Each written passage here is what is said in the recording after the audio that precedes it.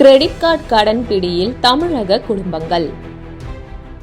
கட்டை விரல் தொடுதலில் ஷாப்பிங், இப்போது வாங்கு அப்புறம் கட்டு போன்ற சலுகைகள் கேட்பதற்கு எவ்வளவு கவர்ச்சியாக இருக்கிறதோ அதே அளவு ஆபத்தானதாக மாறியுள்ளன. தமிழகத்தில் பல லட்சம் குடும்பங்களின் தூக்கத்தை கெடுத்துக் கொண்டிருக்கும் காரணங்களில் ஒன்று கிரெடிட் கார்டுகளின் கடன் நிலுவைத் தொகை. அது எவ்வளவு தெரியுமா? 2.86 லட்சம் கோடி ரூபாய்.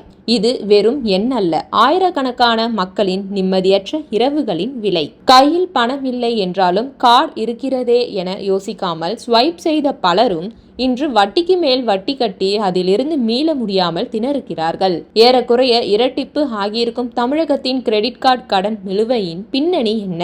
ஆபத்தான இந்த பொறியில் இருந்து தப்பிப்பது எப்படி என்பது குறித்து சற்று தெளிவாக பார்ப்போம். நாடாளுமன்ற மழைக்கால கூட்டத்தொடரில் ராமநாதபுரம் MP கே. நவாஸ்கனி தமிழகத்தில் கிரெடிட் கார்டுகளின் நிலுவை குறித்து எழுப்பிய எழுத்துப்பூர்வமான கேள்விக்கு மத்திய நிதி அமைச்சகம் பதிலளித்தது. அதில் அதிர்ச்சி அளிக்கும் பல்வேறு புள்ளி விவரங்கள் அதிகாரப்பூர்வமாக வெளியாகியுள்ளன.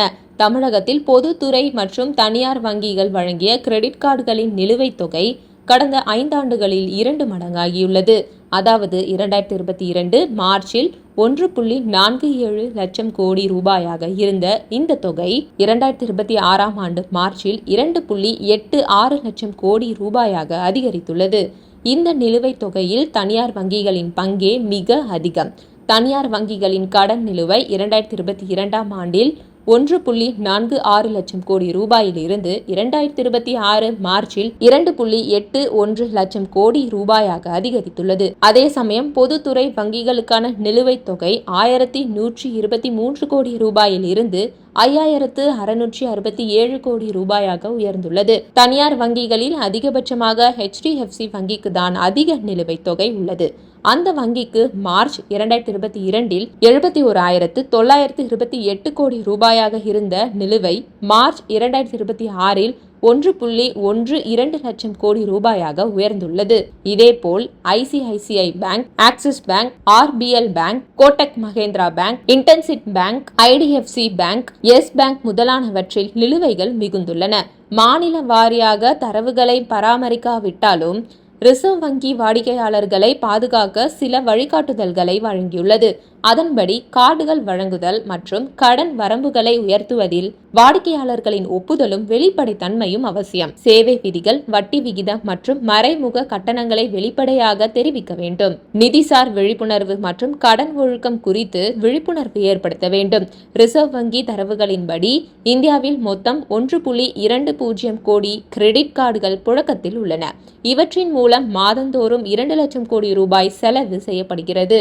பெரும்பாலும் ஆன்லைன் ஷாப்பிங், சுற்றுலா, பொழுதுபோக்கு மற்றும் ஆடம்பர பொருட்கள் வாங்குவதற்கே இவை பயன்படுகின்றன.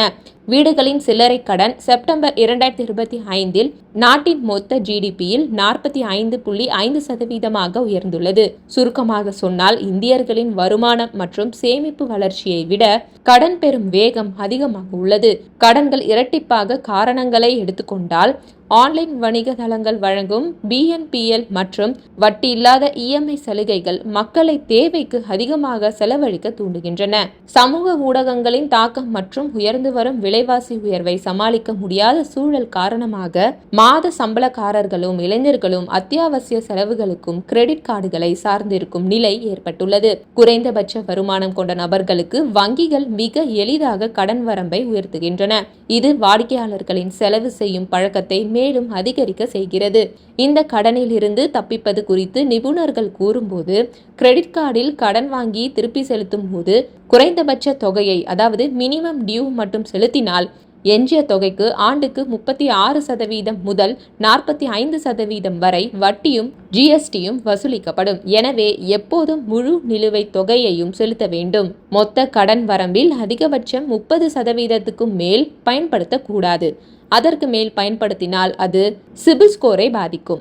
கார்டு வட்டி அதிகமாக இருக்கும்போது அதை அடைக்க 12% அல்லது 14% வட்டி கொண்ட தனி நபர் கடன் அல்லது நகை கடன் பெற்று கிரெடிட் கார்டு கடனை மொத்தமாக அடைப்பது அதிலிருந்து தப்பிக்க சிறந்த வழி. தூண்டுதலால் பொருட்கள் வாங்குவதை தவிர்க்க கார்டில் சர்வதேச பரிவர்த்தனைகள் மற்றும் டேப் அண்ட் பே வசதிகளை நிறுத்தி வைக்க வேண்டும் என்கின்றனர்.